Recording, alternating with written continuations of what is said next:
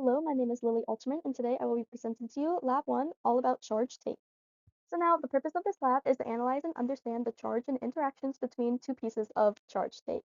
We also aim to simulate the charge tape experiment using glow script, and then the other goal is to figure out the charge of the tape and if it respectively loses or gains electrons.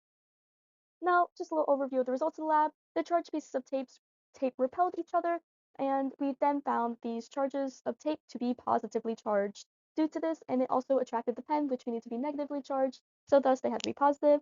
And then the charge of the tape was determined to be 4.24 times 10 to the negative 9 coulombs, and then the electrons lost were 2.65 times 10 to the 10 electrons.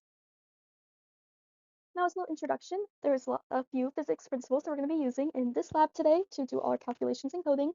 And one of those is Newton's second law, also known as the momentum principle. This is related to the total interactions of change in motion in the system, and that can be denoted by this formula right here.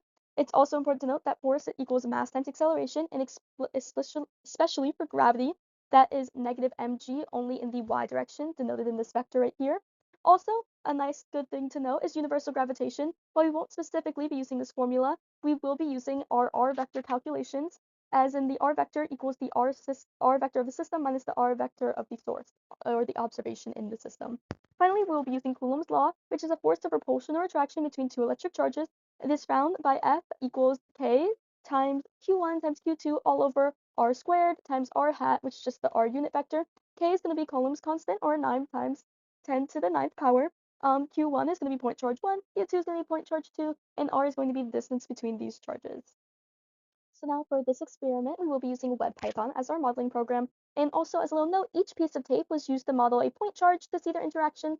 While this might not necessarily be exactly how these work, it's just how we are modeling them today.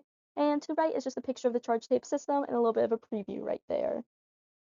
Now, for our initial conditions, we do have some assumptions. We assume that there is no air resistance. The long piece of tape was treated as a point charge with all the charge concentrated at the center of the long tape. Each U-tape had the same amount of charge evenly distributed along the length of the tape. The surrounding system had no effect on the tape's charge. And then, as you can see to the right, this right here was the little force diagram I created for our system. This would be modeling the top piece of tape, which is experiencing the force, the E force, and then also the force of gravity. And the system itself is the two pieces of tape, a water ball and computer, which we did use to hold up the upper piece of tape in our system, which is the one being modeled by the force diagram right here. And then there was also the pen we used to hold the tape and make sure we didn't neutralize it while we were doing this experiment. Now, as some basic measurements, the length of the tape was 0.165 meters, the mass was 0.000165 kilograms, the distance between the two tapes when one began to float above the other was 0.01 meters, the magnitude of the gravitational force of the piece of tape was 0.00016186 newtons, and then the magnitude of the electric force of the floating tape was 0.001617 coulombs. Now, my experiment observations, I found the charge of the tape to be 2.65 times 10 to the negative 10 coulombs, and then using the tape area that I calculated by just multiplying the length times width, and finding the atom area using a given constant right here, I was able to find the number of atoms, which was the tape area divided by the atom area, which equals 2.14 times 10 to the 17th power. And then I found the number of electrons lost by dividing the charge of the tape by the absolute value of the charge of the electrons, and I found that to be 2.6505 times 10 to the 10th power electrons. And as you can see to the right, this is just our pictures from the lab. The top picture showed the charge tape system before the tapes interacted, and the picture of the charge tapes after the tapes interacted is at the bottom right there. Now this is the WebPython simulation. The constants are the section right here and the given values from the experiment. So like our distances and lengths of the tape. Then our calculations are right here. It's the same formulas that we used for the physical calculations that I used previously, just put in the code. And then this right here is all printing to the shell and is also resulting in me being able to show you this nice little diagram right here. Now for the WebPython simulation results, the charge calculated by the computational model was exactly the same as the one that we calculated by hand, which was 4.24087 to times 10 to the negative 9 coulombs. The assumptions remain the same as when we did it with the original experimental model.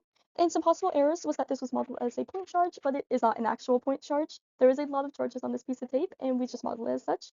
There also could have been loss of charge with the human error. We did have some problems making sure we didn't touch the tape in our experiment. So that definitely could have been an issue, as we did have to redo it a couple times to eventually get our results. And then the environmental factors not considered, like the charge of the computer that the tape was attached to. Now, the what if and what does questions, what does it mean?